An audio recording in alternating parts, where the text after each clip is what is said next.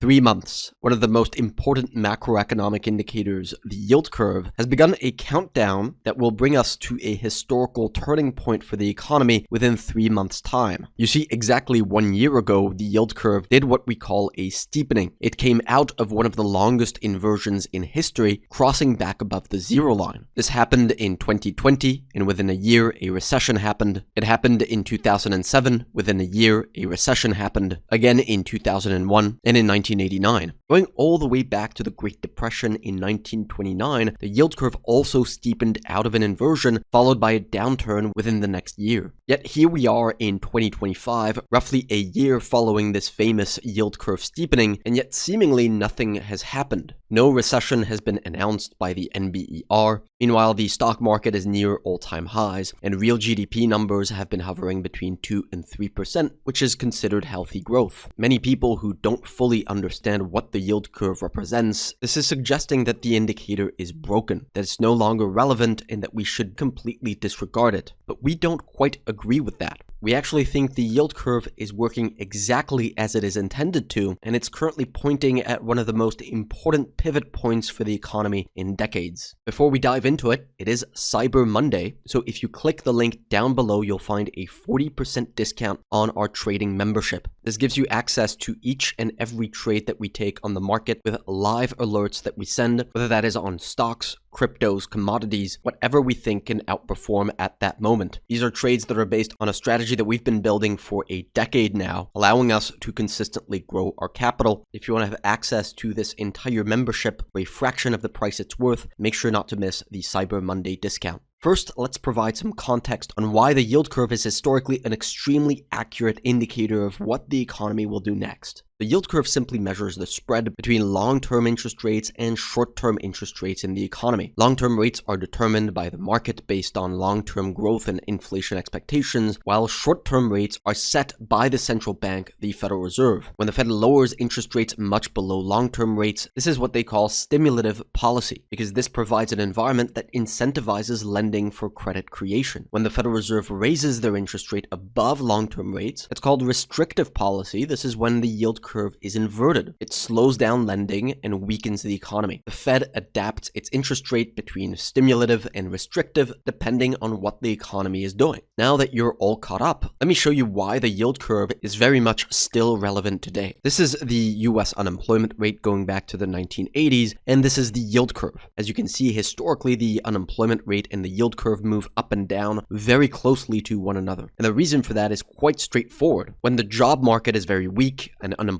is high, the Fed wants to adopt a very stimulative monetary policy in order to revive the economy, and so they set their policy to try and make the yield curve as steep as possible. The wider spreads typically stimulate lending, and it leads to an extended period of economic recovery. They've done this after every single recession over the last 40 years. When the job market is getting tight and unemployment is low, they tend to lean more towards a restrictive monetary policy by raising their interest rate, which restricts lending and slows the economy down, quite often leading to a recession. So here we see that the yield curve is simply a reflection of monetary policy, and that monetary policy is set based on the business cycle. As you can see, this relationship is very much intact today. The Federal Reserve adopted a restrictive monetary policy in 2022 and 2023 when the job market was very tight. This inverted the yield curve and weakened the economy, which has caused the unemployment rate to rise in 2024 and 2025. In response to this, the Federal Reserve has cut interest rates, leading to the yield curve steepening. Now, historically, when this happens, it usually means that the economy is falling into a recession, that the labor market is breaking. Periods where unemployment is rising tend to be marked by the NBER as recessions. What is really strange about today is not the false signal from the yield curve, it's really the fact that the unemployment rate has risen by a full percentage point without being classified as a recession for the first time in history. Now, at a first glance, you could argue that the current setup looks quite similar to the period right before the Great Financial Crisis, where the unemployment rate was rising alongside a steepening yield curve. Ultimately, the economy did break and entered a real recession. But things are actually a little bit more unusual than that today. You see, if we look at the unemployment rate alongside initial jobless claims in the US, we see that we've had a very large divergence develop between the two over the last couple of years. If you look at the lead up to prior recessions, you tend to see initial jobless claims rise alongside a rising unemployment rate. This divergence that we're seeing here tells us that we are in an extreme extremely unusual macroeconomic environment. Initial jobless claims are a different measure of the job market. They go up when layoffs occur because people file for unemployment benefits. The unemployment rate, on the other hand, simply measures the proportion of the job market that is actively looking for a job. Now, that might sound like it's the same thing, but it's not. Theoretically, the unemployment rate can go up without layoffs occurring. For example, if corporations were to completely freeze hiring for an extended period of time, it means everybody that is already unemployed stays unemployed, but new entrants coming into the job market also become unemployed, which mechanically makes the proportion of people unemployed go up without necessarily seeing layoffs take place. We think this is exactly what's happening today, and we've already been talking about this for months now. Corporations have completely freezed hiring, but have not yet begun to actually lay people off. This is why the stock market has been able to thrive alongside a rising unemployment rate for the last year. Corporations have been streamlining their operations and finding ways to expand their profits without hiring new workers. The question now is whether corporations are going to switch from just a hiring freeze to actually laying people off, which would bring about a typical recession. To answer that question, we need to come back to the most powerful macroeconomic indicator, the yield curve. The yield curve is currently sitting right around 0, and this puts monetary policy at a pivotal point right when economic data is suggesting we may be on the edge of a recession. If the Fed decides to widen the spread significantly, that would make monetary policy stimulative, pushing out an economic recession, reviving the job market and reviving economic growth. If the yield curve reinverts here, it's almost a certainty that that's going to trigger an economic downturn. Now, you might be wondering, why does the Fed not just make this scenario happen? Why don't they just stimulate the economy so that we avoid a recession and we experience an economic boom? Well, the problem is that the Fed does not just look at the job market. They also look at inflation. This is what they call their dual mandate, where they set their monetary policy depending on whether they believe there is a greater risk of unemployment or out of control inflation. And a great way to look at this is by simply mixing the two numbers together. This is the spread between the US unemployment rate and the inflation rate in the United States. And when we add the Federal Reserve's interest rate on top, we can see how closely the Fed follows this spread when setting their interest rate. When this line gets high, it means inflation is running hot with a low unemployment, so the Fed should raise rates. When this line is low, it means inflation risks are low and the unemployment rate is high, and the Fed should lower rates. That's essentially what they do. Today, the reason they have not lowered rates more than they already have is because inflationary pressures are keeping this number quite high. The spread is hovering at around the same levels it was in 2006 and 2000, which corresponds to moments when the Fed was raising rates, not lowering them. So here we have two potential paths. Either inflation heats back up again and it forces the Fed to stop cutting interest rates and even potentially raise them, which would be the final nail in the coffin for the economy, and in our opinion would guarantee a recession. Scenario 2, inflation moves down, which would allow the Federal Reserve to cut interest rates more aggressively and perhaps kickstart the economy again. Now you can let us know in the comments down below what you think, but we believe this is actually the more likely path in the short term over the next 3 months. Firstly, over the last 3 years, this line has been trending down, and it's not showing any signs of turning back up like in these instances. Secondly, we have key economic variables like the price of oil that is also pointing downwards today. Oil prices are one of the most impactful components of inflation, and as you can see, the variations in the price of oil have been setting the tone for monetary policy for the last decade. And right now, oil prices are going down, which we believe is going to give more room for the Fed to cut rates in the coming months. If we're right, there's good news and bad news. The good news is that this would finally give the economy some breathing room after having suffocated from high interest rates. The bad news, however, is that lower interest rates will almost certainly fuel speculative behavior in financial markets, something we've already been seeing over the last few months, and would certainly get much worse if economic growth were to pick back up from here. So although in the short term this would be a sugar rush, long term it will cause financial pain. So no, we don't think the stock market has put in its final peak, and although there's still some short-term vulnerability, we still think stocks will resolve higher in the coming months. We intend on riding the stock market all the way to the very peak. We've had countless trades on various different stocks that have been leading the market in 2025. We work day in, day out to provide our clients with the highest quality trading strategy possible. If you want to have access to every single trade that we make live, don't forget to use the Cyber Monday discount account that we're currently doing. It won't last much longer, so if you want to lock in a year worth of our membership at a fraction of the price, now is your chance. Thank you for watching.